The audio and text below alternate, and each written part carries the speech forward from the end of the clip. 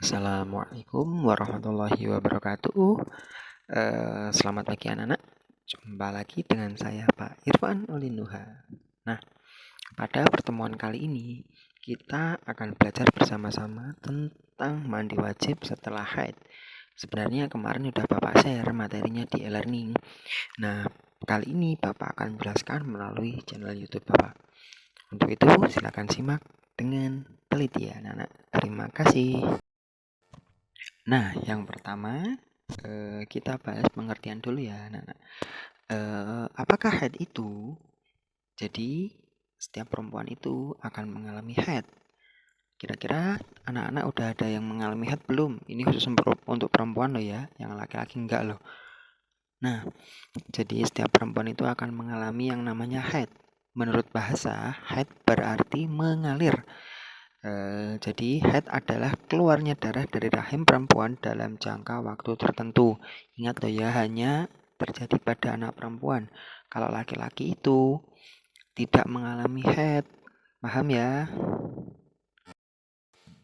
Oke, selanjutnya tentang macam-macam darah haid. Nah, darah haid itu ada banyak sekali, Cah. Darah haid itu kira-kira warnanya ada yang warna hitam pekat atau hitam merah kental, kelihatan gelap. Terus yang kedua warnanya merah, yang ketiga warnanya kuning, yang keempat warnanya merah tapi agak keruh. Terus yang terakhir itu warnanya abu-abu, yaitu imbang antara merah dan kuning. Jadi warnanya terlihat seperti abu-abu. Nah, warna darah ini biasanya dialami selama masa haid. Kenapa kok warnanya berbeda-beda, Pak? Karena apa? Tergantung kondisi dari si wanita tersebut, kondisi tubuhnya, kesehatannya, dan lingkungannya juga berpengaruh terhadap darah haid yang keluar. Oke, paham ya?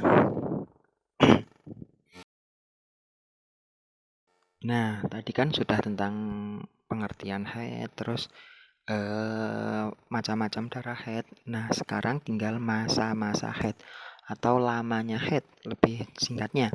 Untuk perempuan, harap diperhatikan dengan baik-baik ya. Haid ini terjadi selama rutin 1 bulan sekali. Lama haid pada umumnya 6-7 hari atau 1 minggu. Itu umumnya. Terus perempuan yang sedang haid berarti sedang dalam keadaan hadas besar. Artinya kalau perempuan sedang mengalami hadas besar, perempuan itu tidak wajib melakukan sholat atau ibadah-ibadah fardu yang lainnya seperti puasa dan lain sebagainya. Nah, haid ini sebagai tanda permulaan bagi seorang perempuan bahwasanya dia itu sudah dewasa atau balik, pertanda awal balik. Nah, sekarang Bapak jelaskan masa-masanya. Nah, masa haid paling lama adalah 15 hari 15 malam.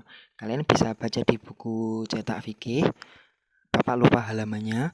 Terus pada umumnya yang udah Bapak jelaskan tadi, umumnya masa haid yang dialami oleh seorang perempuan atau seorang wanita itu 6-7 hari atau sekitar 1 mingguan. Nah, yang paling cepat itu adalah 1 hari 1 malam. Oke, jadi anak perempuan perlu mengerti ini. Nanti kalian tiba-tiba keluar darah, dikira nanti sakit atau kena bola. Nah, daripada salah paham, sebaiknya anak-anak belajar tentang haid lebih teliti lagi, lebih mendetail lagi. Ini wajib, hukumnya belajar haid bagi seorang perempuan adalah fardu ain. Sedangkan untuk laki-laki fardu kifayah. Fardu ain itu wajib mutlak, sedangkan fardu kifayah itu boleh diwakilkan. Nah, tadi udah Bapak jelaskan tentang masa-masa haid anak-anak. Ini ada pendapat dari ulama.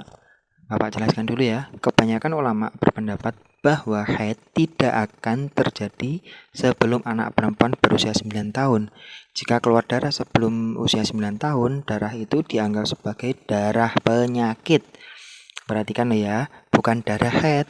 Darah haid normalnya keluar pada setiap 1 bulan sekali sampai seseorang mengalami menopause. Menopause itu artinya masa di mana seorang itu tidak bisa melakukan reproduksi lagi atau melahirkan atau hamil seperti itu. Nah, jadi haid adalah darah normal, bukan disebabkan oleh suatu penyakit, luka, keguguran ataupun kelahiran. Oke, paham? Nah, selanjutnya ini tentang mandi wajib setelah haid. Tadi sudah jelaskan tentang pengertian haid, bentuk-bentuk darahnya, masanya. Nah, sekarang hukum mandi atau bersesucinya. Nah, apa itu mandi wajib? Mandi wajib atau mandi junub adalah mengalirkan air ke seluruh tubuh dengan niat menghilangkan hadas besar. Jadi, tadi kan udah Bapak jelaskan, selama kita anak perempuan loh ya, ini mengalami hadas besar seperti haid atau nifas atau wiladah dan yang lain sebagainya, kita itu untuk menghilangkan hadasnya dengan cara mandi besar, bukan dengan berwudu loh ya. Mandi besar itu nanti akan Bapak jelaskan sebagai berikut habis ini. Oke, nah hukum mandi besar setelah haid, ada yang tahu nggak kira-kira hukumnya apa? Nah, ayo coba tebak kira-kira apa hukumnya, ayo. Anak perempuan masa nggak tahu? Nah, oke, saya bawa jelaskan. Sebenarnya hukum mandi besar itu adalah wajib bagi setiap laki-laki maupun perempuan yang mengalami hadas besar seperti ihtilam, haid, nifas, wiladah, terus mimpi basah dan yang lain sebagainya. Bapak jelaskan tapi tentang haid dulu ya ini, soalnya sesuai babnya. Seorang perempuan yang telah selesai masa haid hendaklah ia segera mandi. Mandi tersebut bernama mandi besar. Jadi namanya mandi besar loh ya. Apa itu mandi besar anak-anak? Jadi mandi besar adalah meratakan air ke seluruh tubuh dari rambut sampai kaki, sampai ujung kaki, sampai merata semuanya. Mandi besar ini bertujuan untuk menyucikan diri dari hadas besar. Nah, udah Bapak jelaskan tadi loh ya. Untuk menghilangkan hadas besar, caranya dengan mandi wajib atau mandi besar. Bukan dengan berwudu. Nah, dari sini anak-anak mulai paham apa masih bingung? Nah, kalau masih bingung, nanti silahkan japri ke Bapak ke nomor WA Bapak. Oke, udah tahu semuanya atau nomor Bapak? Oke. Oke anak-anak. Jadi apa tadi mandi besar itu? Mandi besar adalah mengeratakan air ke seluruh tubuh dari rambut sampai ujung kaki dengan niat menghilangkan hadas besar. Oke, sampai di sini anak-anak. Sampai jumpa. Assalamualaikum warahmatullahi wabarakatuh.